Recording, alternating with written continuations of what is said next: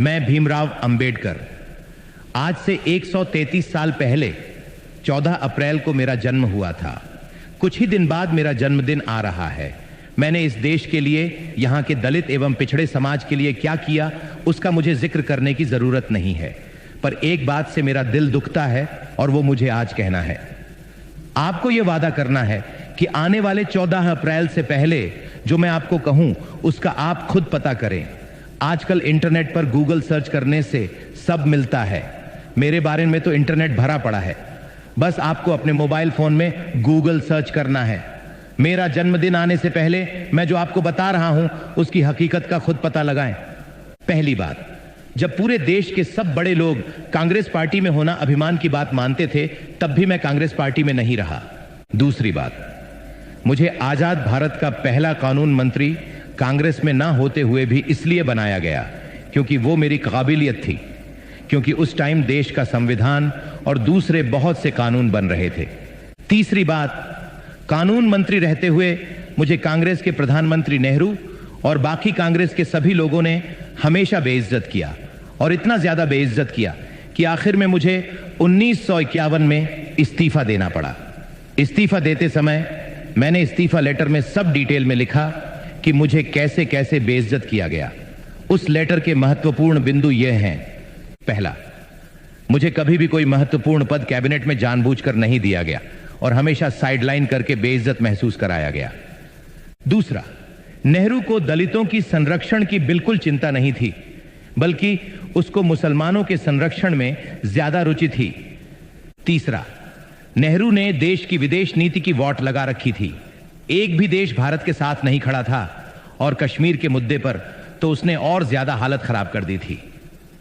चौथा, हिंदू कोड कानून भारत में समाज सुधार का एक बहुत बड़ा हथियार था और यह मेरे दिल के बहुत करीब था। इसको नेहरू ने कभी पास नहीं होने दिया। मैंने जितनी कोशिश की, नेहरू और कांग्रेस ने उतना ही ज्यादा रोड़ा अटकाया। इन सब बातों से परेशान और बेइज्जत होकर मुझे अंत में इस्तीफा देना पड़ा। आप इसका पता करो गूगल से।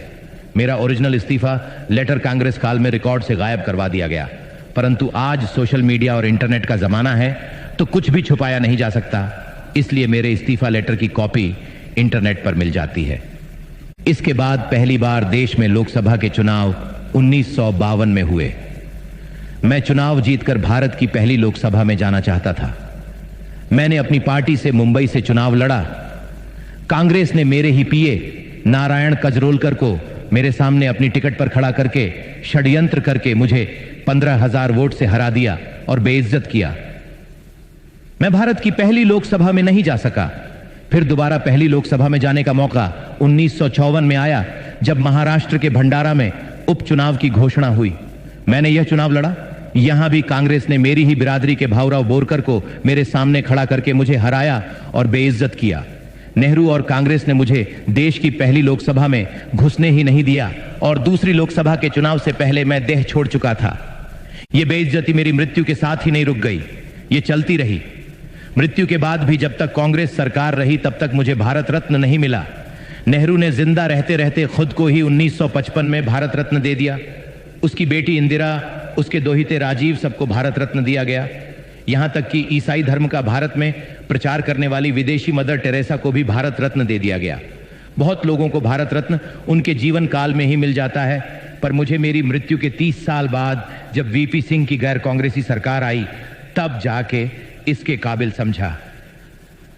मुझे बड़ा दुख होता है जब मैं ये देखता हूं कि मेरा अपना समाज, जिसके लिए मैंने अपना सब कुछ कुर्बान कर दिया, वो उन लोगों का वोट बैंक बना हुआ है जिन्होंने ना केवल जिंदगी भर बल्कि मरने के बाद भी मुझे इतना बेइज्जत किया। आशा है कि यह जो कुछ मैंने कहा है, इसकी सच्चाई का आप लोग मेरे जन्मदिन 14 अप्रैल से पहले खुद पता लगा लेंगे और मुझे जन्मदिन का यह सच्चा तोहफा देंगे। भारत माता की जय।